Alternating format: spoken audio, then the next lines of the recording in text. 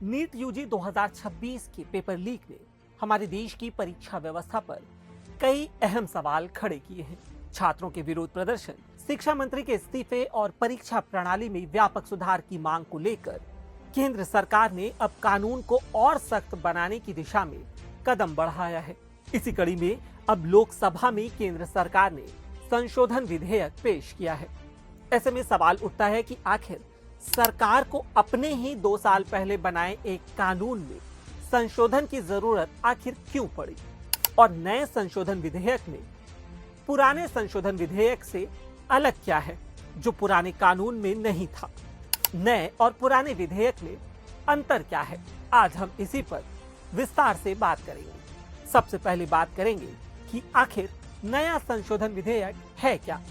केंद्र सरकार ने पब्लिक एग्जामिनेशन संशोधन विधेयक 2026 लोकसभा में पेश किया है। इसका उद्देश्य पेपर लीक, फर्जी परीक्षा, प्रतिरूपण, संगठित नकल और परीक्षा माफिया पर पहले से अधिक सख्त कार्रवाई करना है।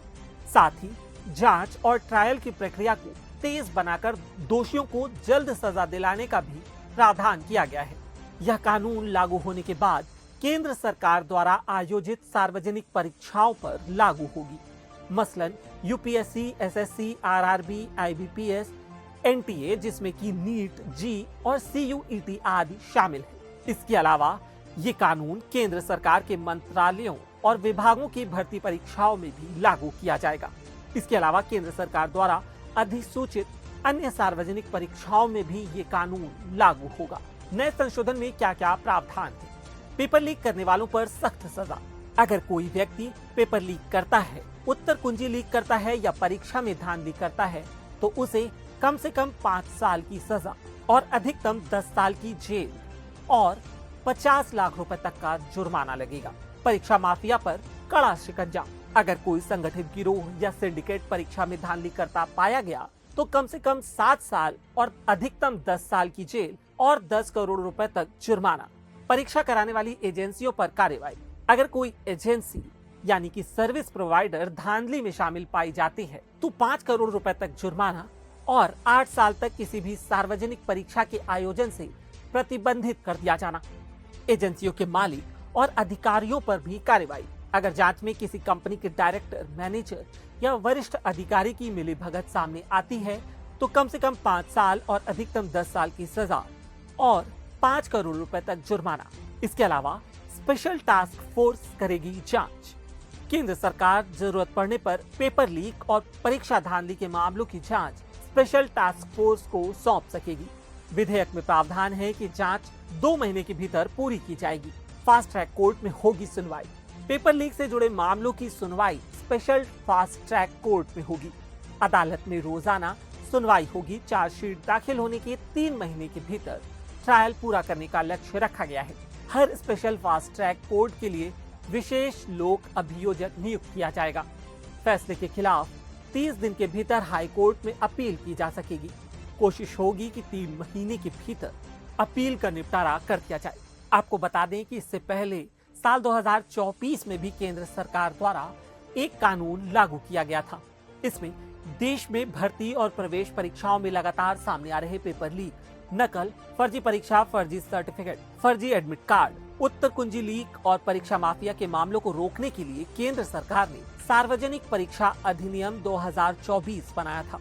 यह कानून 12 फरवरी 2024 को पारित हुआ और 21 जून 2024 से पूरे देश में लागू भी हुआ था। यह देश का पहला विशेष केंद्रीय कानून है जो केवल सार्वजनिक परीक्षाओं में होने वाली धांधली और पेपर लीक से निपटने के लिए बनाया गया था। सरकार ने कानून के उद्देश्य में इसकी कई वजहें बताई थी। इस कानून में पेपर लीक या धांधली करने वाले व्यक्ति पर 3 से 5 साल की जेल और 10 लाख रुपए तक का जुर्माना था। सर्विस प्रोवाइडर पर 1 करोड़ तक का जुर्माना, परीक्षा की लागत की वसूली और 4 साल तक डिबार।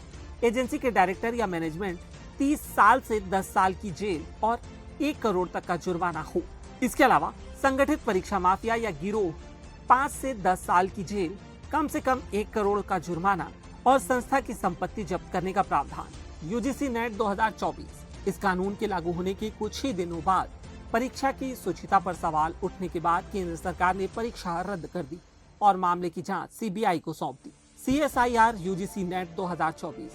यूजीसी नेट विवाद के बाद एहतियात के तौर पर परीक्षा स्थगित करनी पड़ी ताकि परीक्षा प्रक्रिया की विश्वसनीयता बनी रहे। नीट यूजी 2026 पेपर लीक के आरोपों के बाद सीबीआई ने जांच शुरू की। बाद में परीक्षा रद्द कर दोबारा आयोजित करने का फैसला किया।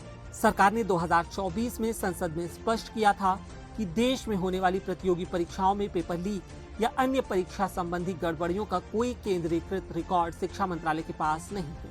सरकार के अनुसार भर्ती और उच्च शिक्षण संस्थानों में प्रवेश के लिए होने वाली परीक्षाएं अलग अलग संस्थाएं आयोजित करती हैं। इसलिए किसी एक मंत्रालय के पास सभी परीक्षाओं में हुई अनियमितताओं का समेकित डाटा उपलब्ध नहीं है। इस वीडियो में इतना ही। देश और दुनिया की बाकी तमाम खबरों के लिए देखते रहिए, पढ़ते रहिए lelurama.com। शुक्रिया।